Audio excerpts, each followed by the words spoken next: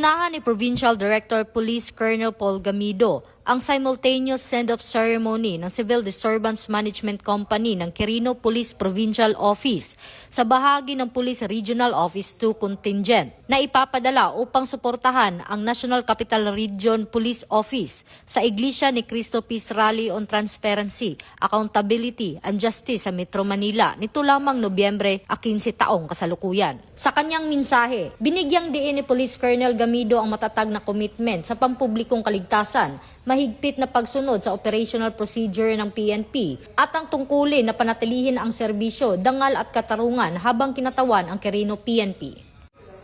Nagtapos ang seremonya sa pagbibigay ng huling direktiba at suporta para sa kaligtasan at tagumpay ng misyon ng contingent.